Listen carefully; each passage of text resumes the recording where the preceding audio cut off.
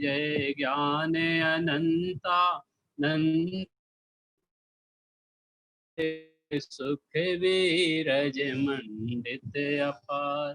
जय परम शांत मुद्रा समेत भविजन को निज अनुभूति हेत भविभागन वच जोगे बसाए तुम ध्वनि सुनी ब्रह्म नसाय। तुम गुण चिंतत निज पर विवेक प्रगटे विघटे आपद अनेक। तुम जग भूषण दूषण विमुक्त सब महिमायुक्त विमुक्त। अविरोध शुद्ध चेतन स्वरूप परमात्म परम पावन अनूप। शुभ अशुभ विभाव अभाव के स्वाभाविक परिणति में अछीन। अष्टादश दोष विमुक्त धीर सचतुष्ट में राजत गंभीर। मुनि गण धराधि सेवत महंत नव केवल लब्धि रमाधरन। तुम शासन से अमेय जीव शिव गए जाहि जय है सदीव। भव सागर में दुख सारे बारी तारन को और ना पिटार। यह लखि निज दुख गत हरण काज तुम ही निमित्त कारण इलाज।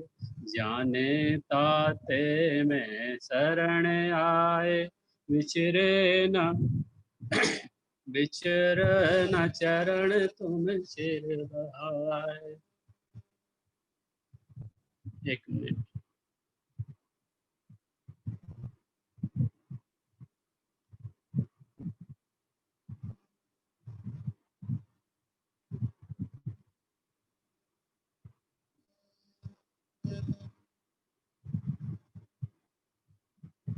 मैं भ्रम्यो अपनी को विसर आप अपनाए विधि फल पुण्य पाप। निज को पर का करता पिछान पर में अनिष्टता इष्ट ठान। आकुलित भयो अज्ञान धार ज्यों मृग मृग तृष्णा जानवार। तन परिणति में आपो चितार कबहु न अनुभव सुपद सार। तुमको बिन जाने जो कलेस पाए सो तुम जानत जिनेस। स्मारक नर सुर गति मझार भव धर धर मर्यो अनंत बार। अब काल लब्धि बल ते दयाल तुम दर्शन पायो भयो खुशाल। मन शांत भयो मिट सकल द्वंद्व चाख्यो स्वातम रस दुख निकंद। ताते अब ऐसी करहु नाथ विछरे न कभी तुम चरण साथ। तुम गुण गण को नहीं छेव देव जग तारनि को तुम बिरद एव। कहते विषय कसाय इनमें मेरी परिणति न जाए। मैं रहूं आप में आप लीन सो करहु हो जो निजाधि। मेरे न चाहे कछु और ईस रत्नात्रय निधि दीजे मुनीस। मुझे कारज के कारण सो आप शिव करहु हरहु मम मोहता। शशि शांति करन तप हरन हेत स्वयमेव तथा तुम कुशल देत। पीवत पीयूष ज्यों रोग जाय त्यों तुम अनुभवते भव नसाय। त्रिभुवन तिहु काल मझारे कोय, नहीं तुम बिन निज सुखदाय होय। मोर यह निश्चय भयो आज, दुख जलधि उतारन तुम जहाज। तुम गुण गण मणि गणपति, गणत न पावहि पार। दौल सुल्क मति किम कहे, नमहु त्रियोग समार।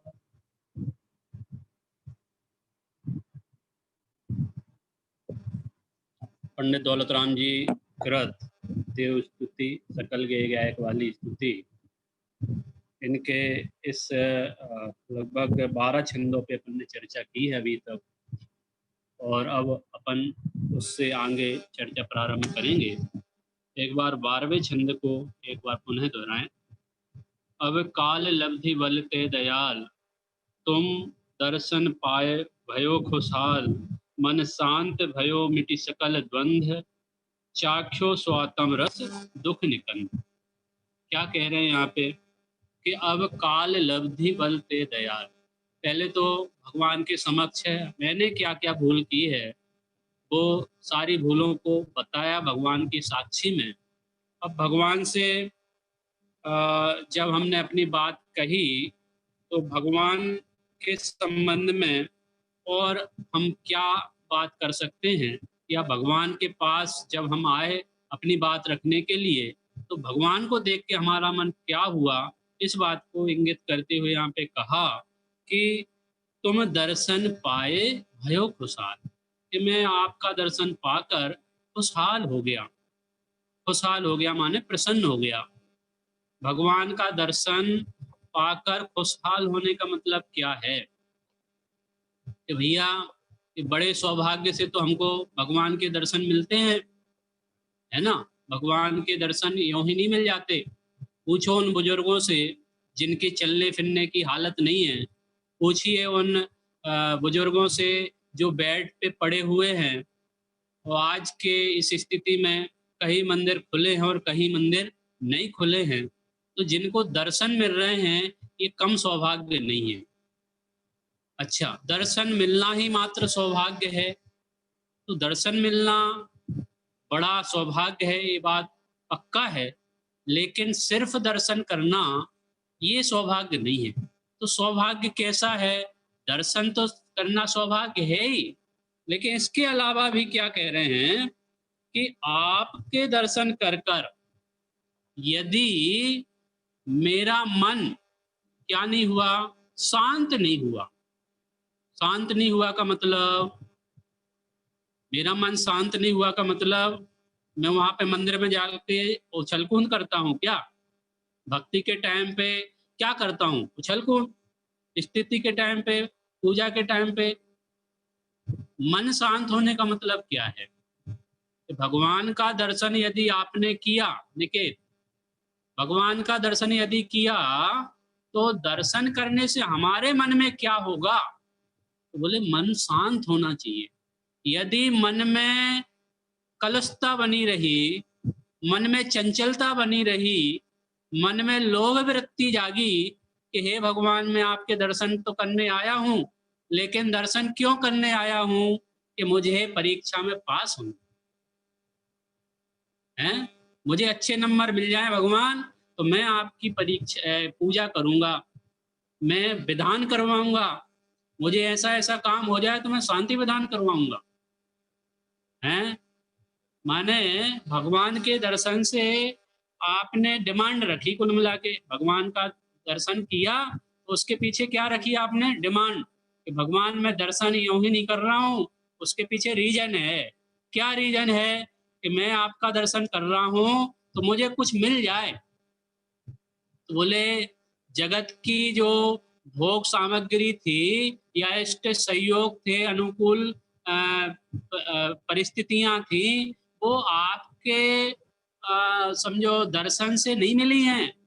वो तो सहज हमारा पुण्य का उदय पूर्व का था, तो आपके दर्शन भी सहज हो गए और अनुकूल सामग्रियां भी सहज हो गई। ये तो पूर्व पुण्य के उदय की व्यवस्था है। लेकिन वर्तमान में मैं जो आपके दर्शन कर रहा हूं, तो उस दर्शन से मुझे फायदा क्या है? तो बोले शांत। क्या शांत? कि मन शांत भयो। कि अगर आपने भगवान के दर्शन करके मन में शांति ग्रहण नहीं की, मन में आपके शांति नहीं आई, ख्याल में आया, तो आपने दर्शन नहीं किए। दर्शन नहीं किए का मतलब, दर्शन करना उसी का सार्थक है जिसके मन में शांति आती है। शांति। राग को देखकर राग बढ़ता है, द्वेष को देखकर द्वेष बढ़ता है। बोलो, कोई आप पे गुस्सा करे, कोई आपको मारने के लिए समझो हाथ उठाए, तो आप शांत बैठे रहोगे क्या? शांत बैठ सकते हो? बोले अगर सामने वाला एक मारेगा तो मैं 4 मारूंगा। ख्याल में आया? तो ये प्रतिशोध की भावना तो हमारे अंदर में खूब है। तो ये प्रतिशोध की भावना यदि भगवान के सामने भी बनी रहे कि भैया मैं जा तो रहा हूं दर्शन करने, लेकिन मेरे को उसने नहीं देखा, या मेरा थोड़ा सा मान नहीं बढ़ा, मेरा नाम नहीं हुआ, तो दर्शन करना क्या फायदेमंद है? हैं? मैं समाज का प्रतिष्ठित व्यक्ति हूं आखिर, हैं? मैंने इतना बढ़िया कार्यक्रम आयोजन किया है, विधान का, शिविर का, जो भी समझो समाज के जो प्रतिष्ठित व्यक्ति हैं वो करते हैं आयोजन। उनकी भावनाएं तो बहुत विशुद्ध होती हैं, सब जीवों के कल्याण के लिए वो आयोजन सुंदर धर्म का करते हैं। लेकिन कोई जीव वो सुंदर आयोजन में भी अपना प्रयोजन तो ना साधे। क्या बोला? अपना प्रयोजन ना साधे। प्रयोजन माने आयोजन में प्रयोजन को नहीं भूलना चाहिए। बड़े पंडित जी साहब का वाक्य है कि आयोजन को प्रयोजन, आयोजन में प्रयोजन ना भूलें। क्या आयोजन था और क्या प्रयोजन था? क्या आयोजन था? बोले हम आए थे दर्शन के लिए मोक्षेल, हम दर्शन करने आए थे भगवान के, और दर्शन करके हमारी मलिनता, हमारे राग देश, हमारे क्रोध, मान, माया, लोभ ये बरकरार रहे। दर्शन करके, दर्शन किए भगवान के साक्षी में, हमने भगवान के दर्शन किए, लेकिन फिर भी हमारी क्रोध, मान, माया, लोभ रूप प्रवृत्ति, पापाचार रूप प्रवृत्ति नहीं मिटी। क्या ख्याल में आया? तो फिर हमने दर्शन किए कि नहीं किए? बोलो, दर्शन हुए कि नहीं? सार्थक हमारे दर्शन हुए? हमारे दर्शन की सार्थकता नहीं हुई। क्यों? क्योंकि बीतरागी मुद्रा को देखकर यदि आपके अंदर में बीतरागता नहीं आती है तो आपने दर्शन किए और नहीं किए बराबर। अर्थात आपके दर्शन करना तभी सार्थक है जब आपके अंदर में बीतरागता का फल उत्पन्न होता है। वितरागता का फल उत्पन्न होने का मतलब आपके परिणामों में निर्मलता आती है, शांति आती है, वितरागता आती है, कलुषित परिणाम हटते हैं, शांतता को प्राप्त होते हैं, द्वंद्व छट जाता है, द्वंद्व मिट जाता है। जो विकल्प बाहर के हैं वो सारे विकल्प मंदिर में आकर क्या होते हैं? अपन निश्चय निश्चय बोलते हैं, निश्चय निश्चय। निश्चय का क्या मतलब है? 3 बार मंदिर में प्रवेश करने से पूर्व निश्चय निश्चय निश्चय, ओम जय जय, नमोस्तु नमोस्तु नमोस्तु, ये सब बोलते हैं। भगवान की जय जयकार करते हैं, नमस्कार करते हैं और निश्चय बोलते हैं। तो निश्चय का मतलब क्या होता है? कि भगवान के दर्शन करने आया हूं मंदिर में तो सर्व संसारिक कार्यों को तिलांजलि देके आया हूं, उलझनों को छोड़ के आया हूं। ये नहीं कि मंदिर में आया और विकल्प घर का ही बना है कि भैया वो दूध चढ़ा के आया था, तो दूध का क्या हो रहा होगा? ख्याल में आया? कोई दुकान की चाबी लेके आया, तो दुकान की चाबी लेके आया, अब भैया दर्शन तो कर लिए हैं, दुकान पे ग्राहक नहीं आ गए हों, ग्राहक इंतजार कर रहे होंगे, जल्दी जल्दी फटाफट करना पड़ेंगे दर्शन। तो बहुत उलझने लेके आता है कोई जीव। तो यहाँ क्या कह रहे हैं कि सब उलझनों को बाहर, मंदिर की बाहर देली जो समझो दरवाजा है ना, दरवाजे के बाहर ही छोड़ के आ जाओ, फिर प्रवेश करो मंदिर में, तब आपको एक अलग जाति का आनंद मिलेगा। तो आप आ तो गए जैसे तैसे मार मार के। मम्मी ने बोला कि भैया बिना मंदिर दर्शन किए भगवान के आपको नाश्ता नहीं मिलेगा, ख्याल में आया, भोजन नहीं मिलेगा है। तो फिर क्या हुआ, मम्मी और पापा की डांट सुनकर भय से और भूख लगी है तो क्या करने का, जल्दी से मंदिर जाने का। तो वो मंदिर जाना असलियत में क्या है, उसका कुछ फायदा होगा कि नहीं होगा। तो बोले नहीं, जबरदस्ती वाला दर्शन नहीं है कि मम्मी पापा ने आपको भेज दिया है शिविर में, आपको भेज दिया है विद्यालय में, आपको भेज दिया है मंदिर में, तो आपको क्या करना पड़ रहा है, जबरदस्ती सब झेलना पड़ रहा है, दर्शन करने पड़ रहे हैं, स्तुति पढ़नी पड़ रही है, याद करना पड़ रहा है। ख्याल में आया, ये सब जबरदस्ती वाला काम मत करो। तो क्या करो, तो बोले भगवान के दर्शन अंदर से करो, अंदर से। भगवान का दर्शन माने, भगवान का दर्शन हमारे को कब है, असली भगवान का दर्शन कब हुआ, कब होगा। तो बोले भगवान का दर्शन माने अपने आत्मा का दर्शन, भगवान का दर्शन माने अपने आत्मा का दर्शन। इसीलिए तो ऊपर कहा था कि कबहु न अनुभव सुपद सार, कि मैं कभी इस आत्मा के अनुभव का सार जो है उसका अनुभव कभी नहीं किया, तो आपके दर्शन करने आया हूं। तो यहाँ पे कह रहे हैं, देखिए पुनः मन शांत भयो मिट्टी सकल द्वंद्व, मैं आपके दर्शन करने आया और इतना प्रसन्न हूं, तुम दर्शन पाए भयो खुशाल, बहुत प्रसन्न हूं, बहुत खुशहाल हूं, अपने आप में मैं गदगद हूं, प्रसन्न हूं अपने आप में। क्यों, क्योंकि आपके दर्शन से क्या हुआ है जो आपकी प्रसन्नता झलक रही है। तो बोले मन शांत भयो, मैं आपके दर्शन करके मेरा मन क्या हो गया है, शांत हो गया है। शांत होने का मतलब मेरे अंदर में शांति जागृत हुई है, मेरे परिणामों में शांति हुई है, मेरे परिणाम उछल कूद नहीं कर रहे हैं, मेरे परिणामों में चंचलता नहीं रह गई है, अंतर द्वंद्व सब खत्म हो गए, सब विकल्प समन हो गए आपके दर्शन मात्र से। कितना फायदा है भगवान के दर्शन से, आप कल्पना कर सकते हो। देखिए फिर क्या कहा कि मन शांत भयो मिट सकल द्वंद्व, चाख्यो स्वातम रस दुख निकंद। क्या बोला कि चाख्यो, चाख्यो माने चखना, स्वाद लेना, आस्वाद लेना। रसगुल्ला आपको कैसा लगता है भैया, रसगुल्ला अच्छा लगता है कि नहीं लगता है, लगता है, मीठा होता है, बढ़िया लगता है। ऐसा मन होता है कि रसगुल्ला खूब खाऊं। कि भैया जब आपको रसगुल्ला खाने में आनंद आता है तो आप कितने रसगुल्ले खा सकते हो, बोलो। एक रसगुल्ला खाएंगे तो थोड़ा आनंद आएगा, दो रसगुल्ले खाएंगे तो थोड़ा और आएगा, तीन खाएंगे तो और आएगा। अब कितने रसगुल्ला खाओगे कि बहुत सारा आनंद आएगा, हैं? रसगुल्ला में आनंद आया कि आपकी मान्यता में आनंद आया। और अगर रसगुल्ला ही से आनंद आया है तो आप कितने रसगुल्ले खा सकते हो, बात तो ये है, कितने खा सकते हो। सुबह से लेके शाम तक क्यों नहीं खा रहे हो लगातार रसगुल्ला, जब आनंद ही है आपको रसगुल्ला खाने में, खुशी मिलती है, आनंद मिलता है, तो सुबह से लेके शाम तक क्यों नहीं खाते हो आप रसगुल्ला, खाओ, क्या दिक्कत है।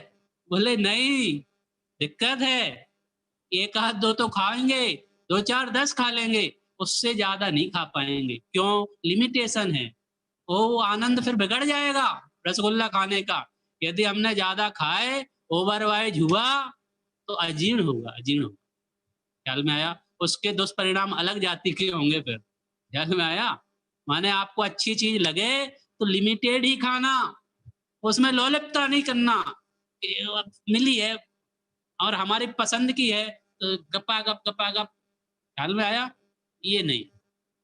क्या करना कि भैया यहाँ जो बात कह रहे हैं कि चाख्यो स्वातम, कि भगवान आपने तो स्वातम का रस चखा ही है, आप तो आनंद में निमग्न हो ही, आपका आनंद अलग जाति का आनंद है। रहिए अनंत अनंत काल, यथा तथा शिव परिणमे। कि जो आनंद आप भोग रहे हो वो हमेशा रहने वाला है, वो कभी कम नहीं होगा, कभी कम नहीं होगा। और हम जो आनंद मान रहे हैं, जिस जिस चीज में आनंद मान रहे हैं, वो आनंद वास्तव में है ही नहीं। यदि होता तो निरंतर आनंद मिलना चाहिए था, लेकिन नहीं मिला, नहीं मिला ना। अब टेंशन मत लो। क्या कहा बोले? बोले चाख्यो स्वातम रस दुख निकंद।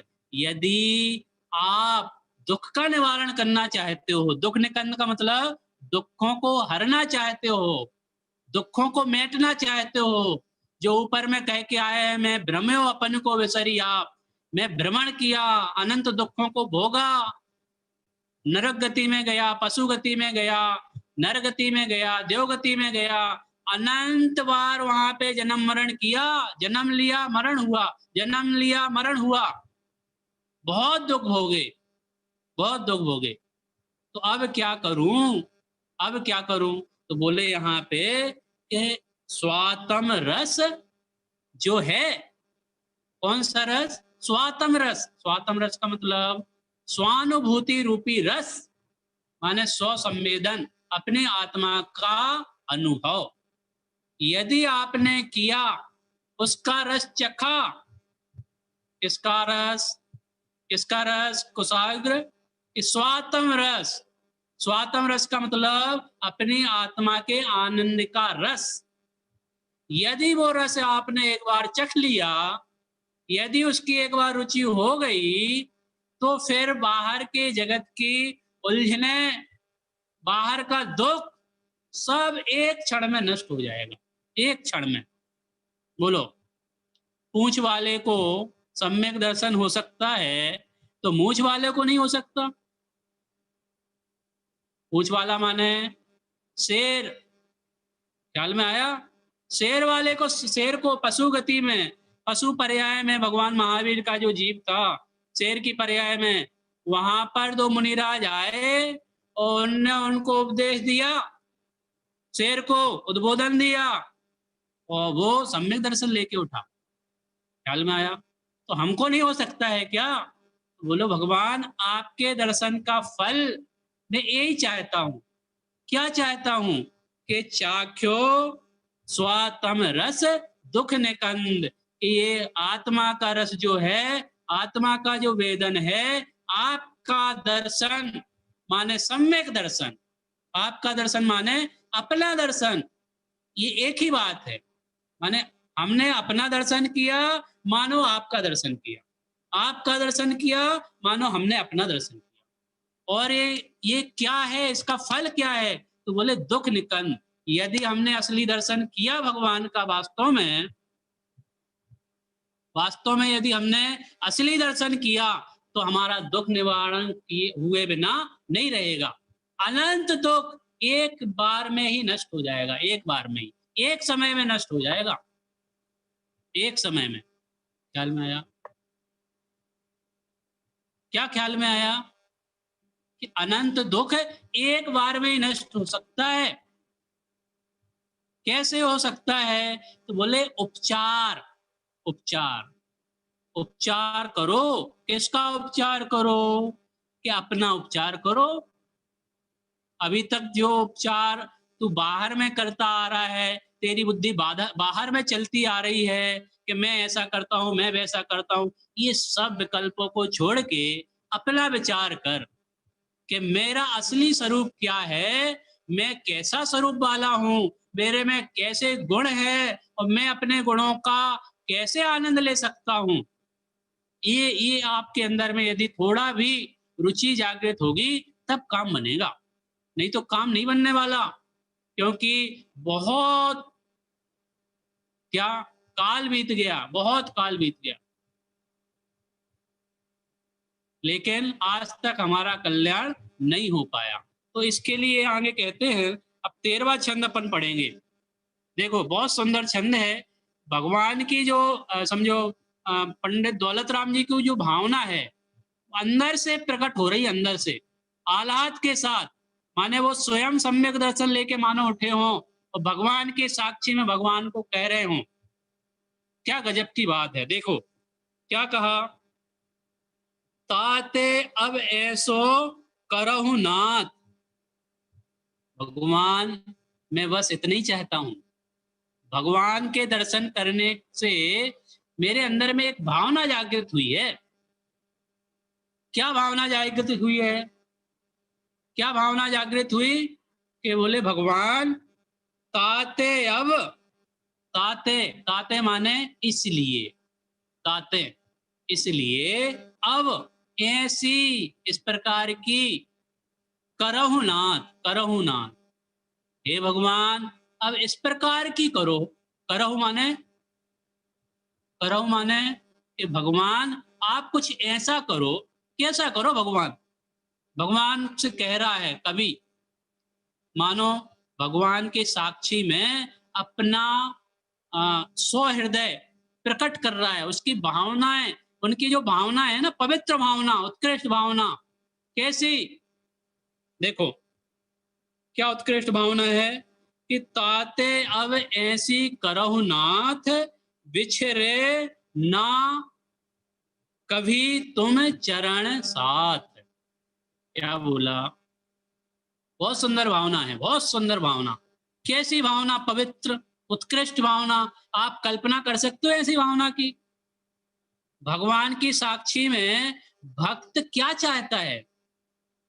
कोई विषय कसाय की पोषण करने वाली बात वो नहीं रखता है कि भगवान मैं आपकी पूजा कर तो रहा हूं, मैं आपको एक छत्र चढ़ा तो रहा हूं, मैं आपको एक चवर तो चढ़ा रहा हूं, कलश, मंदिर का कलश, ध्वजारोहण, मंदिर में ये जो वेदी है इस पे जो स्वर्ण चढ़ा रहा हूं, इससे हमको क्या फायदा होगा? उसकी उसकी भावना कैसी है? उसकी भावना कैसी है? तो यहाँ बोल रहे हैं कि विषय कसाय वाली भावना नहीं है कि मेरी रसना इंद्री का पोषण हो जाए, भगवान मुझे अच्छा अच्छा खाने मिल जाए। ये कोरोना बहुत परेशान कर रहा है, मैं चाह के भी सब्जी नहीं खा पा रहा हूं ढंग की, अपने पसंद की। ख्याल में आया? चाह कर भी मैं अपने मन पसंद डिश नहीं बना पा रहा हूं, या जो जो भी आपके मन पसंदीदा व्यंजन है, उन व्यंजनों की इच्छा भगवान के सामने प्रकट कर रहा हो, ऐसा भावना कभी का यहाँ पे नहीं है, ऐसी भावना कभी की नहीं है। क्या भावना है भगवान कवि की? यहाँ पे देखो बहुत सुंदर भावना है। आप मानो कवि की भावनाओं को यदि समझ गए तो आपका भी निहाल, आपका भी कल्याण होगा, होगा और निश्चित होगा। क्या भावना है देखिए, मन शांत भयो, सॉरी, ताते अब ऐसी करहु नाथ, बिछरे ना कभी तुम चरण साथ। कि हे भगवान, सिद्ध गायब हो गया है, लेफ्ट है।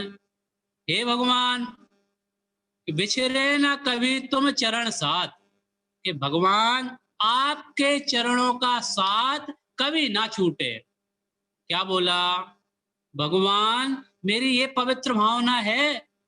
क्या भावना है? कि मैं, अब आप ऐसा कुछ करो भगवान, कुछ आप ऐसा करो।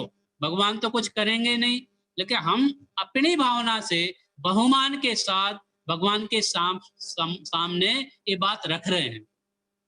हमें भी पता है कि हमारी भावना भगवान सुनने वाले नहीं है। ख्याल में आया? भगवान नहीं सुनते, लेकिन फिर भी हम कहे बिना रहेंगे नहीं। क्या कह रहे हैं? देखो, बिछरे ना कभी तुम चरण साथ। ये चरण क्या होता है और भगवान का दर्शन कैसे होता है? भगवान का दर्शन किस प्रकार होता है? कि भगवान का दर्शन मस्तक झुका के होता है। मस्तक किसका सूचक है? सिद्ध, आगे वापस, मस्तक किसका सूचक है? कि मस्तक ज्ञान का सूचक है। अपन बोलते ना, इसका तो गायब है, बोलते सारे सारे में। ख्याल में आया? माने ये डाइवर्ट है, इसका दिमाग स्थिर नहीं है, ऐसा। ज्ञान, मस्तक जो है ज्ञान का सूचक है। और यहाँ पे मस्तक झुकना, किसमें झुकना?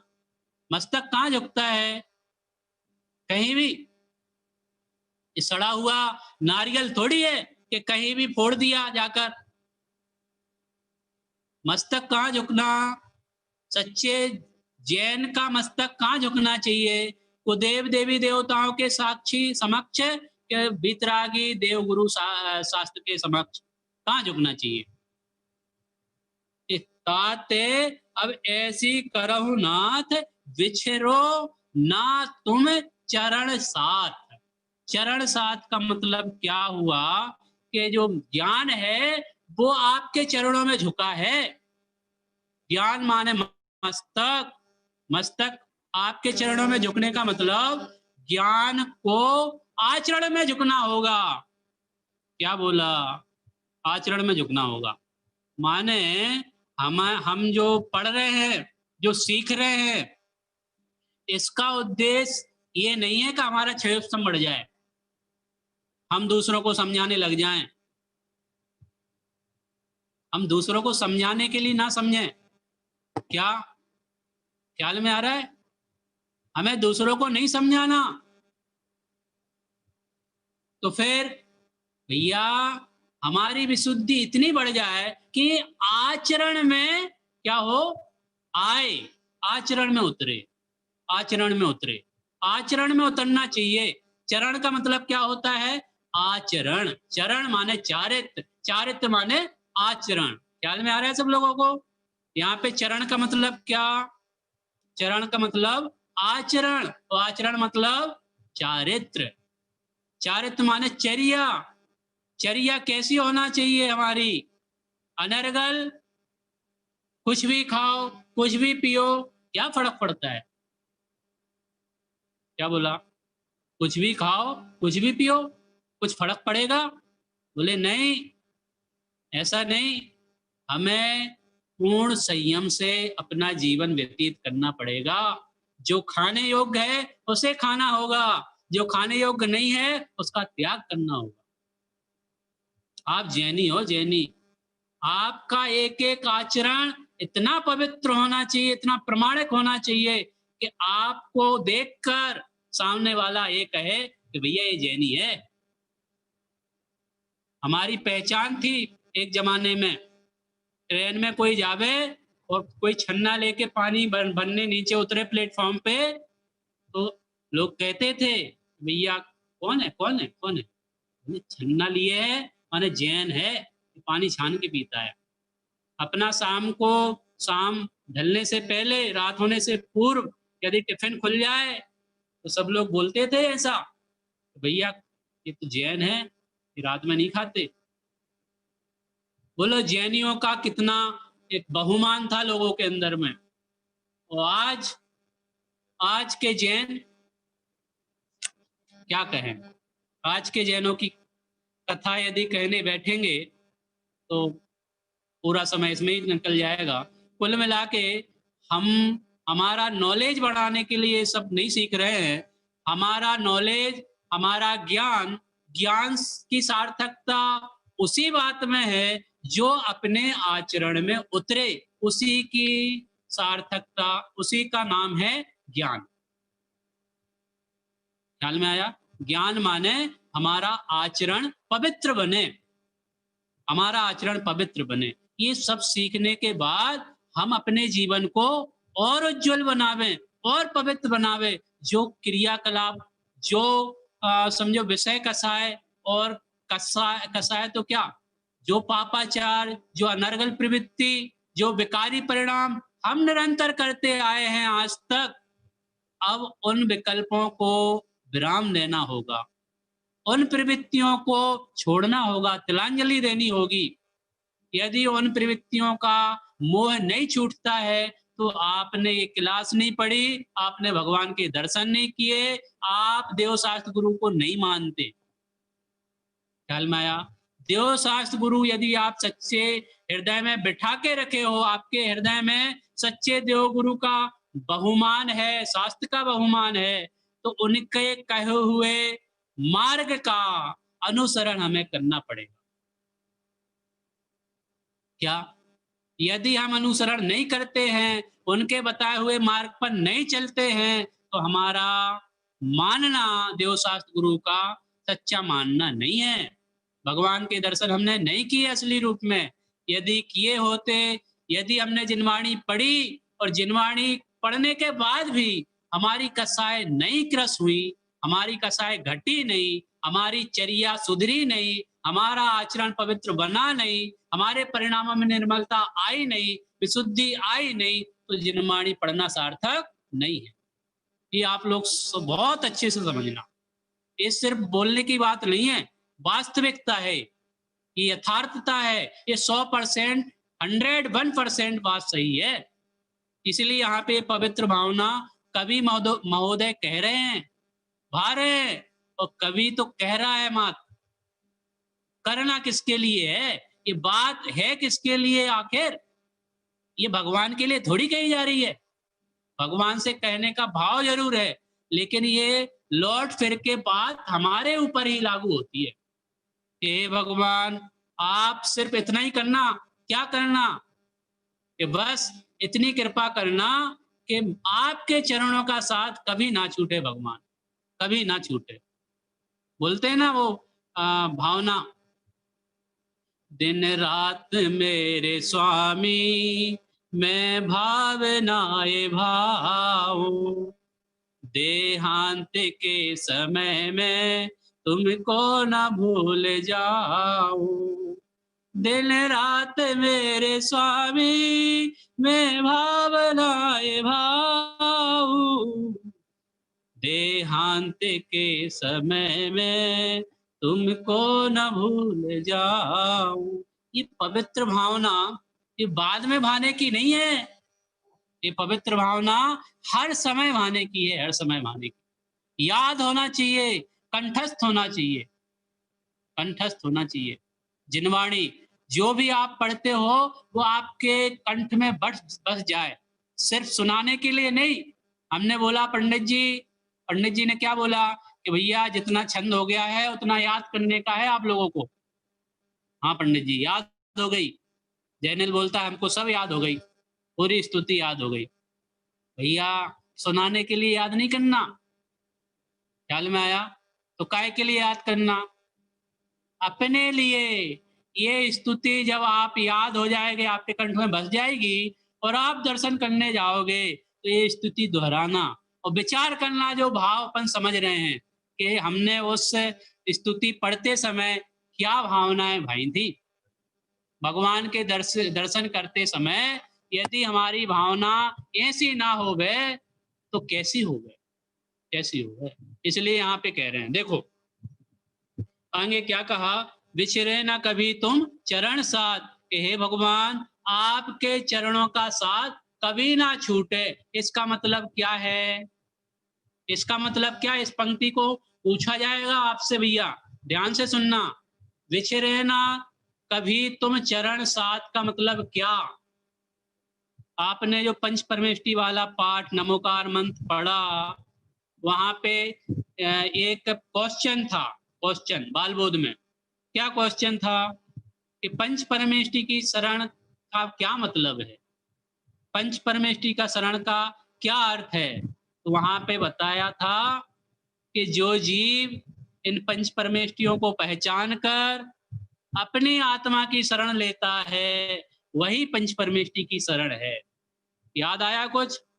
8वीं वालों को, 9वीं वालों ने तो पढ़ ही लिया बाल बोध, और अभी अभी इनका एडमिशन हुआ है 8वीं वालों का, चैतन्यार्थियों का नवीन, उनने पढ़ा है कि नहीं? ये पंच परमेष्टि की शरण का मतलब, पंच परमेष्टि के शरण माने कि जो जीव पंच परमेष्टि का स्वरूप पहचान कर अपनी आत्मा की शरण लेता है वह पंच परमेष्टि की शरण है। ख्याल में आया? आत्मा की शरण लेना ये पंच परमेष्टि की शरण है वास्तव में। तो यहाँ पे क्या कहा, देखिए कि हे भगवान तुम्हारे चरणों का साथ कभी ना छूटे, माने आप जिस राह पे चल रहे हो, जिस मार्ग पे चल रहे हो, आपका जो पंथ है भगवान, जो तेरा पंथ सो मेरा पंथ। क्या बोला? तेरा पंथी है ना पंथ, तेरा पंथी। तेरा पंथी का मतलब क्या होता है असली मायने में? तेरा पंथ का मतलब होता है जो तेरा पंथ सो मेरा पंथ। क्या मतलब जो तेरा पंथ सो मेरा पंथ? मतलब आप जिस पंथ पे चले हो, पंथ का मतलब मार्ग, जिस पथ पे आप चले भगवान, उस पथ पे मैं भी चलना चाहता हूं। मैं भी चलूं, सिर्फ चलना नहीं चाहता, मैं भी चलूं, ये संकल्प ले रहा है भक्त।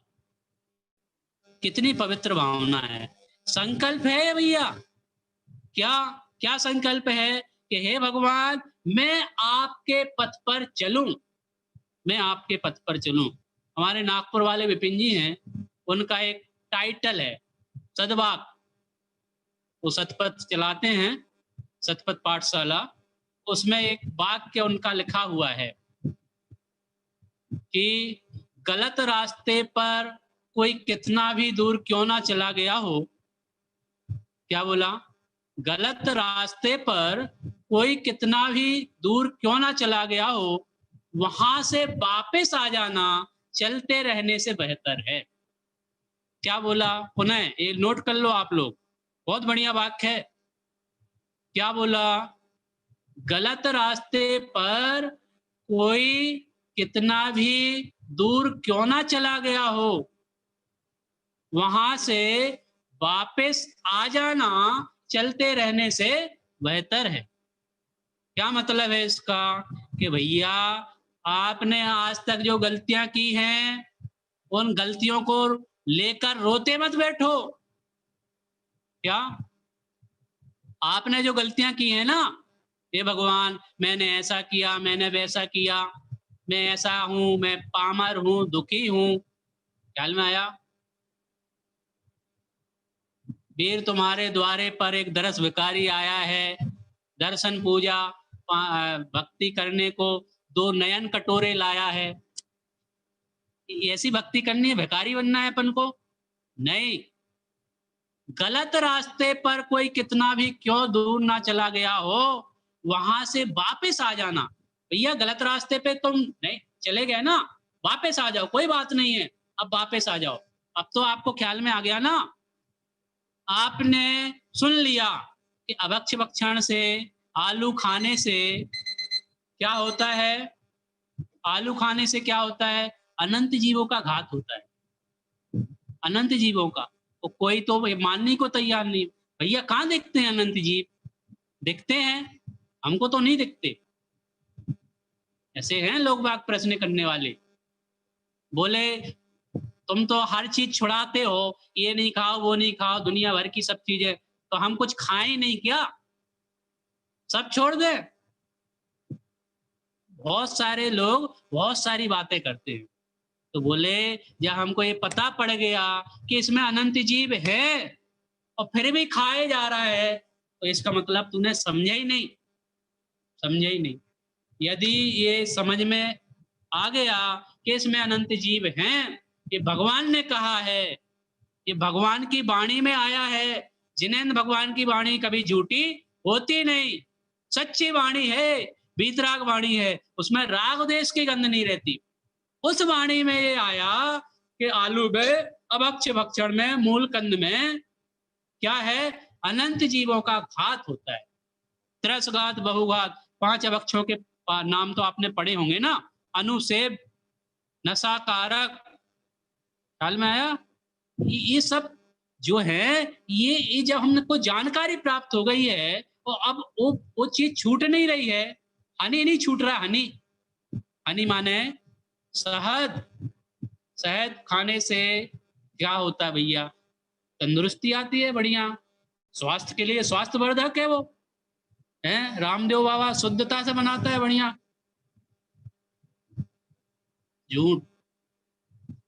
भगवान की वाणी में, जिनवाणी में लिखा है, एक बूंद शहद खाने से 7 गांव को जलाने का पाप लगता है। और है क्या आखिर वो शहद? बोले खून। क्या? मधुमक्खियों का मल मूत्र है, तो जैसे तुम चाव से खाते हो, मल मूत्र है वो। ख्याल में आया? मधुमक्खियों का मलमूत्र।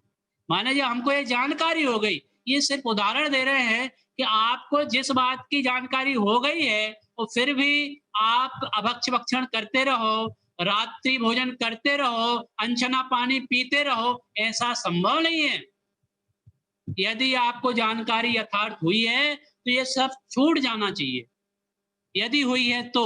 यदि नहीं हुई है तो अच्छी जानकारी लो, सम्यक जानकारी लो, सच्ची जानकारी लो। क्या वास्तव में है आलू में जीव? किसने कही है, कहाँ कही है? ख्याल में आया? ये सब शंका, प्रीति शंका, परीक्षा करो। आप यूं नहीं, ये नहीं कहो, ये नहीं बात कर रहा हूं कि ये बात मैंने कही तो आप मान लो, नहीं, मत मानो, मेरी बात मत मानो, आप परीक्षा करो, सो परीक्षित आप धर्म को स्वीकार करो।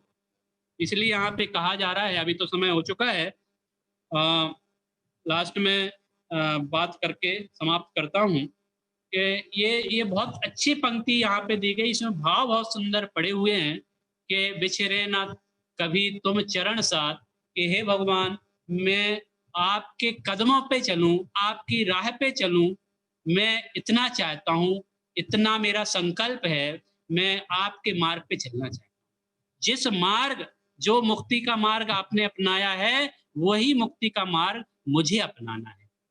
क्यों अपनाना है? क्योंकि मुझे भी मोक्ष चाहिए। आपने तो मोक्ष प्राप्त कर लिया है, आपका तो कल्याण हो ही गया, आप तो मुक्ति मार्ग में चलकर मुक्त अवस्था को प्राप्त हो चुके। अब मुझे मुक्त अवस्था को प्राप्त होना है, तो ये भावना इनने भाई है। फिर आगे क्या कहते हैं, तुम गुण गण को नहीं छेव देव, जग तारन को तुम बिरद एव, तुम बिरद एव। हे भगवान आपका यश, बिरद माने यश, आपका कहना कहा हुआ मार्ग कैसा है? जग तारन को तुम बिरद एव। भैया जगत के जीवों को तारने के लिए एकमात्र आपका ही मार्ग, आपका ही उपदेश कार्यकारी है, कार्यकारी है, सार्थक है।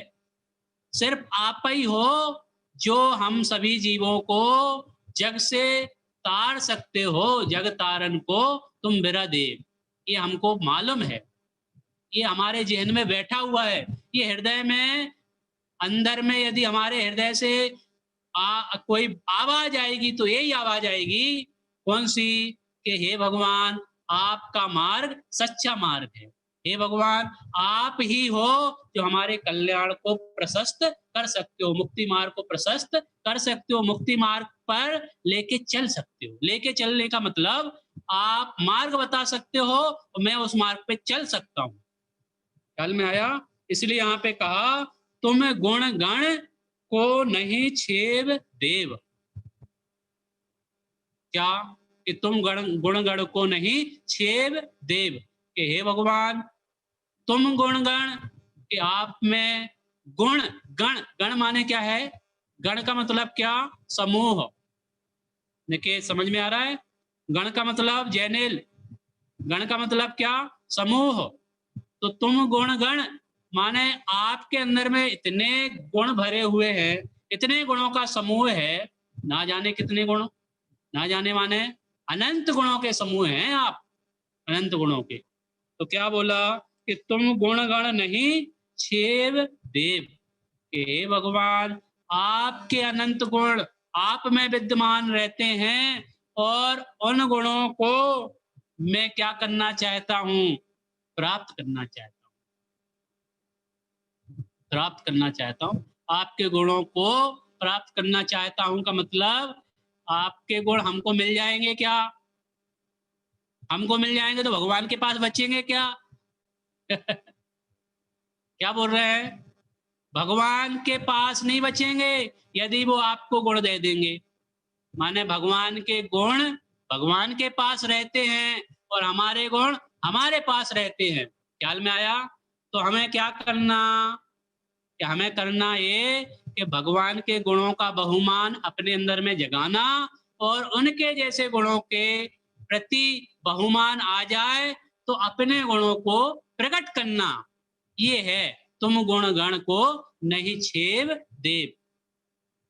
ख्याल में आया? इसकी विशेष चर्चा और कल करेंगे, अभी हमारा समय हो चुका है। जिनवाड़ी वगैरह संक्षेप में उसके बाद क्लास को बनाओ।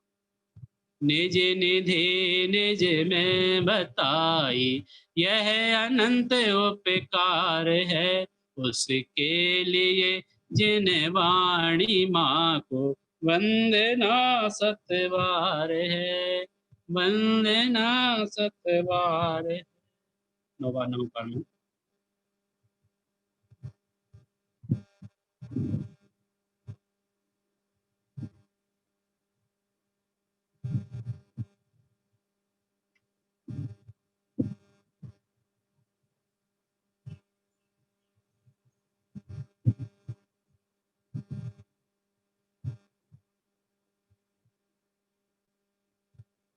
द्वादशांगिनी माता की जय। 1 मिनट।